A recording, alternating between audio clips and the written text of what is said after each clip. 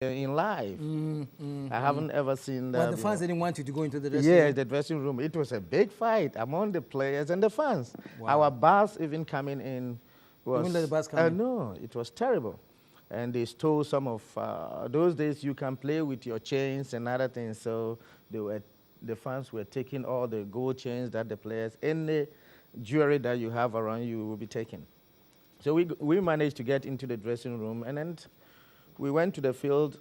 The stadium was packed over 100,000 people. And we wanted to win that particular. We want to go to Libya. So we got to the field. 20 minutes later, Adofama was injured.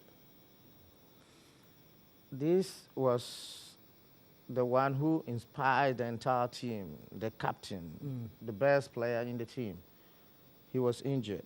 And then you look at the bench, there's nobody. You only have Abedi Pele, who is a midfield player. Oh, God. And he was just 16 and a half. So all these big men they are worried. Do we use this small boy, or we should just put somebody else to go and then... So I think one of them just decided, look, Put him in. Throw the small boy in. And they just, they waited for another... We played 20 minutes and he got injured. They waited for about 5-10 minutes before making the changes. And through my body and then my mind, I thought that was an opportunity to seize. So whilst I was warming up and then they were delaying and other things, I said, look, this is going to be a shock to these guys.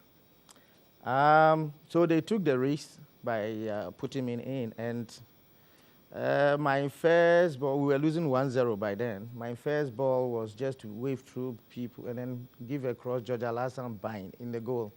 And he scored? And then George Alassane scored, so it was 1-1. And we continued. We went to halftime. We came back. We were having a wonderful game. Ghana was playing so well. We were putting on pressure. Another ball on the right. Abedi Pele went through. Another cross. George Alassane pine. Another goal. 2-1. Yes, we'll finish with him. So when we came back, I was voted the promising star in the country just by playing that particular game. Voted the promising star. So I was so excited, and then I saw the future, the look, if I continue. Yes, the future looked good.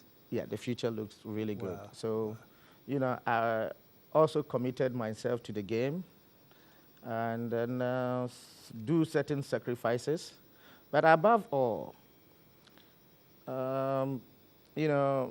football is a collective game. And you know that when you play in the national team, you need your colleagues to really help you to excel.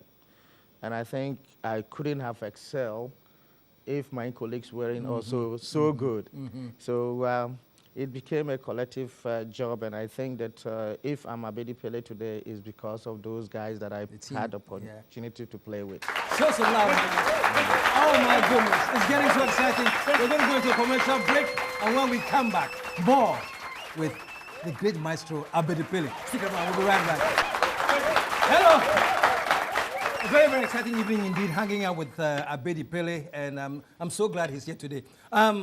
Maestro, remember the first time you scored your first goal for the Black Stars? Yes, I do. I think my first goal was in Angola.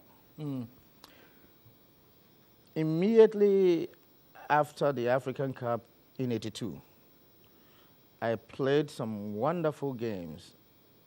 And when we came back, Ghana was invited to play in Angola.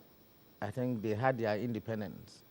So they kept a trophy between Ghana and Angola for us to play and win the trophy. And I think, if I recollect this moment, I think we were playing and they were leading 1-0. And I think we equalized in the second half. I don't remember who scored. I think Kofi Bedu scored.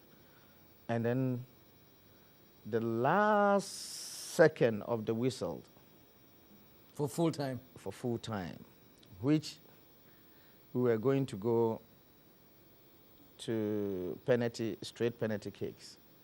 And then I gave a shot from the left wing, which went straight. It's like a volley, straight to the net. goal. Immediately, we scored that goal. I scored that goal.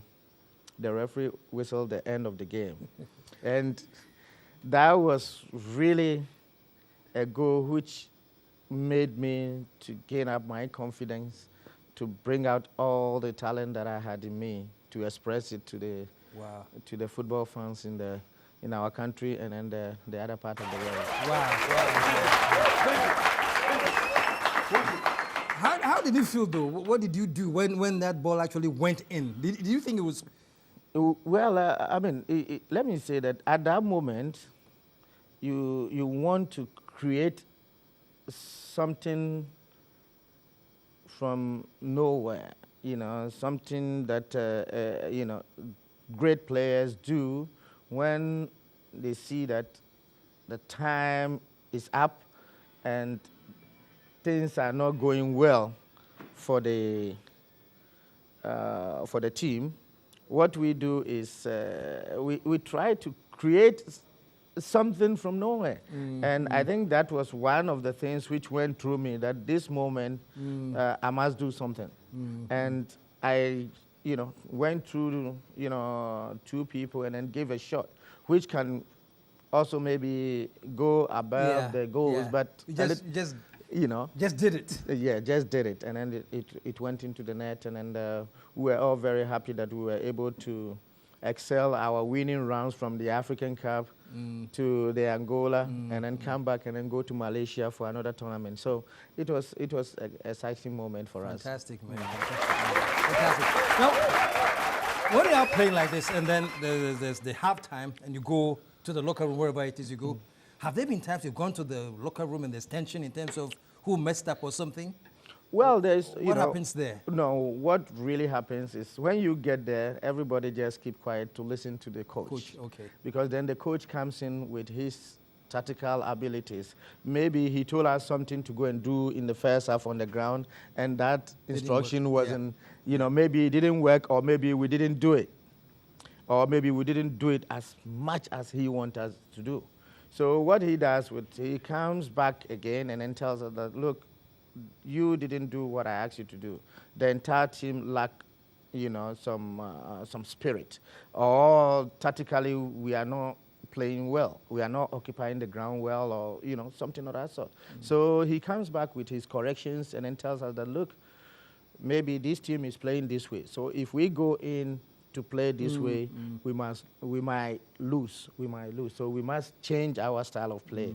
Or he will change one or two people to suit the tactical abilities that he wants us to transfer to the ground. Okay. So when it comes, that 15 minutes is for the coach to do his corrections. Okay. So everybody, when you just listen to the coach then? Listen to the coach. Yeah, it belongs to him. That 15 minutes belongs to the coach, because we cannot elaborate on the things that happen on the ground, on the dressing room. Then what will be the time for the coach to do his corrections? So we all have to keep quiet and listen to the coach. Yeah.